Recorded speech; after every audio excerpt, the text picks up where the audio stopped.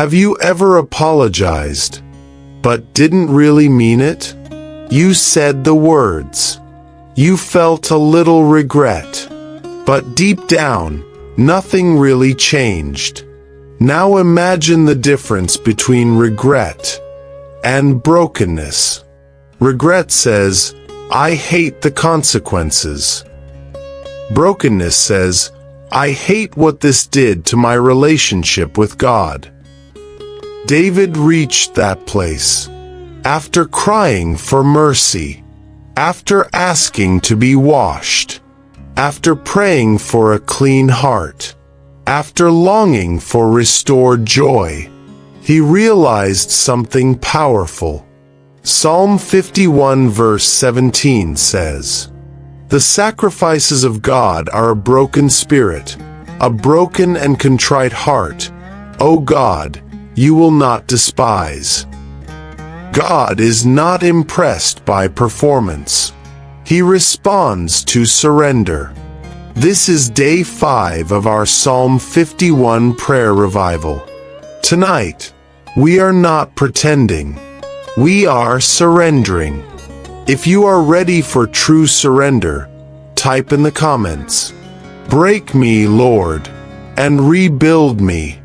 Father, in the mighty name of Jesus, we come to you tonight without religious performance. We refuse to hide behind routine prayers or polished Christian language. We refuse to act strong when we are weak. We refuse to impress you with rehearsed spirituality. No polished image. No pretending. No carefully curated righteousness. Tonight, we stand before you exactly as we are, exposed, known, and in need of mercy. We are not here to perform for people. We are not here to check a box. We are here because our souls are thirsty, and only you can satisfy. Strip away every mask we have worn. Remove every layer of self-protection that keeps us from being honest with you. Search us, Lord.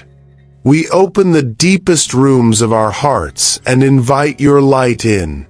Your word says in Psalm 51 verse 17, The sacrifices of God are a broken spirit, a broken and contrite heart. O God, you will not despise. Lord, we have offered you many things over the years. We have offered songs lifted with our voices, yet sometimes our hearts were distant. We have offered service in church and ministry, yet sometimes our motives were mixed. We have offered attendance, showing up physically while our minds wandered. We have offered words, beautiful, eloquent prayers, while resisting real change. But tonight, we offer you something deeper than activity. We offer you something more costly than time. We offer you our hearts, broken, humbled, laid down before you, not shattered by hopeless despair, not crushed by condemnation, but softened by conviction. There is a difference. Despair pushes us away from you. Conviction draws us closer. We are not running from you tonight. We are running to you. We acknowledge that brokenness in your hands is not destruction. It is preparation. It is the soil where transformation begins. And so we ask you, Father, do what only you can do in us. Remove pride. Pride that resists correction. Pride that secretly believes we are always right. Pride that defends wrong behavior instead of admitting fault. Pride that refuses accountability. Pride that makes us compare ourselves to others just to feel superior. Pride that keeps us from apologizing. Pride that keeps us from admitting, I was wrong. Break stubbornness. Break defensiveness. Break the need to always have the last word. Break the inner voice that says, "No one can tell me what to do." Break the mindset that resists authority and wisdom. Break the illusion of self-sufficiency. If this prayer is touching you right now, press like as an act of surrender, not to promote a video, but as a declaration that your heart is open and willing to be shaped. Lord, sometimes we resist brokenness because we fear pain. We associate breaking with loss. We associate surrender with weakness. We are afraid that if we let you touch certain areas of our lives, it will hurt too much. But you never break us to destroy us. You break us to reshape us. A potter breaks clay to remove air pockets that would cause it to crack in the fire. You break us to remove what would destroy us later. You break us to strengthen us for what is coming. You break us to prepare us for greater glory.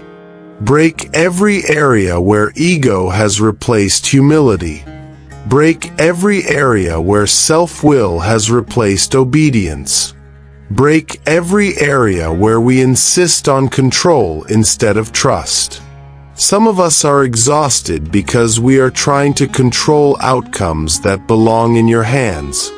We are trying to manipulate situations, fix people, force doors open, and hold on to things you have already told us to release. Relationships we know are not healthy. Habits we know are not holy. Grudges we know are poisoning us.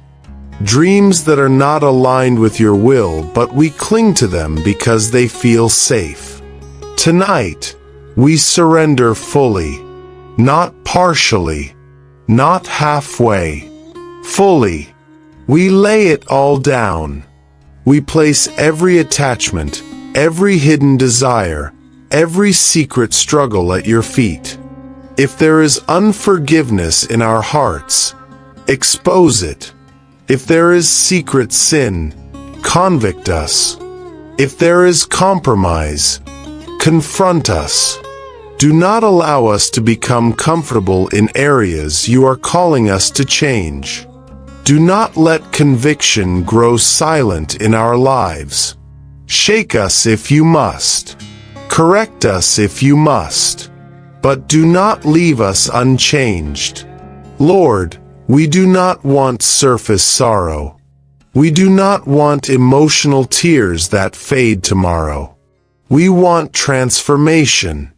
True brokenness produces repentance, and repentance produces change.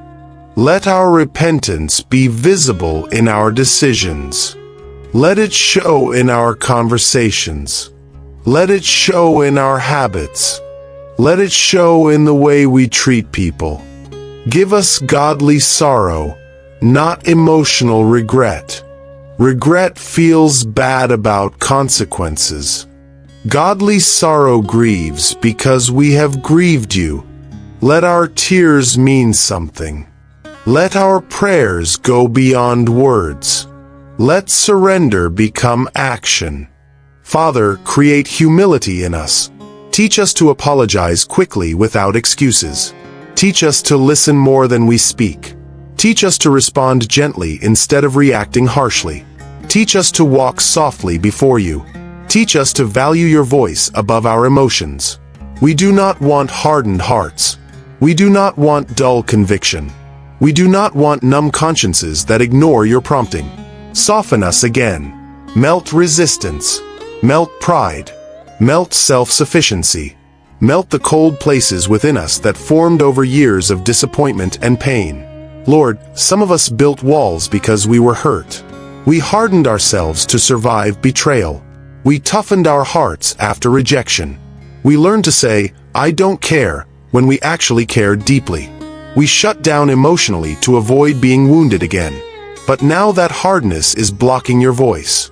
The same walls that kept pain out are now keeping your presence at a distance.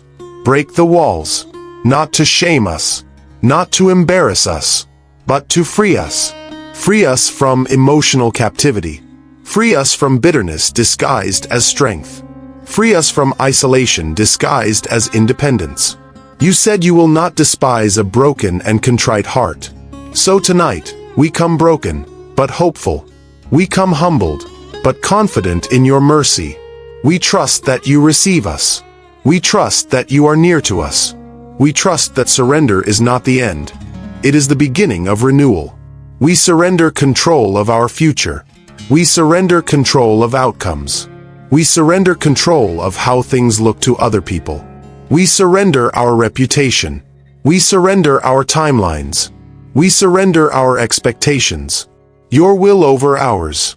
Your way over ours. Your timing over ours. Even when it is uncomfortable. Even when it stretches us.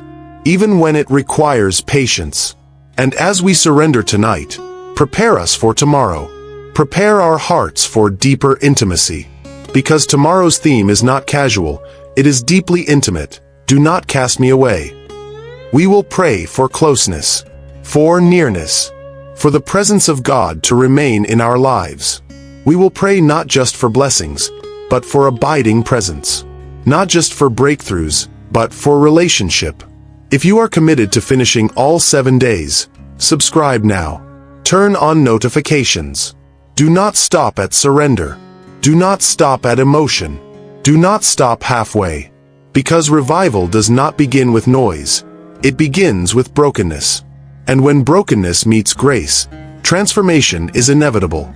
Revival is coming to hearts that are surrendered. Renewal is coming to lives that are humbled. Restoration is coming to souls that are yielded. In Jesus' mighty name, amen.